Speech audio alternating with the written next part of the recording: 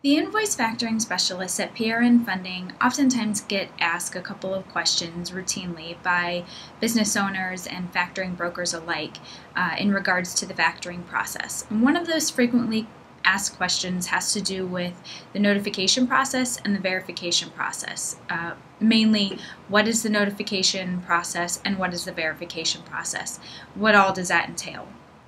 Basically, verifications, the whole process depends on the factoring company, and it depends on the type of company that you own. For example, if you're a medical supply company or another type of company whose business is to ship goods and deliver goods directly to a customer, the verification process can usually be accomplished by either reviewing a receipt of delivery, so something confirming that the person who ordered the goods being invoiced for received those goods, or it can be accomplished by simply calling the person who ordered the goods or the company who ordered them and verifying with that person that yes, they received the shipment, everything was there that they ordered, and they were happy and they intend to pay the invoice. The other type of verification has to do if your company is providing services. Say, for example, a temporary nurse staffing agency who's supplying registered nurses to a local hospital. That type of verification is usually going to involve a phone call.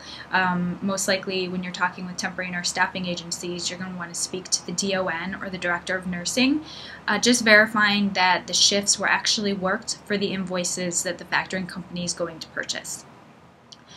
Now, when it comes to the notification process, it also varies slightly from factor to factor, but essentially the notification process starts in the very beginning of the factoring relationship when the factoring company gives a phone call to the accounts payable department of your customers, briefly explains the factoring relationship, and gives detailed instructions on how future payments should be handled. And in most cases, for the factoring company, the payments are going to be changed and there's going to be a new remittance address. Then after the conversation with the accounts payable department, the factoring company is usually going to send a follow-up written notification letter either by fax or email or sometimes mail, just reiterating what was gone over on the phone. Now, some factoring clients get a little nervous about notifications and verifications because they think that it's going to hurt their vendor-customer relations. But the opposite is true because both verifications and notification procedures are brief and non-intrusive.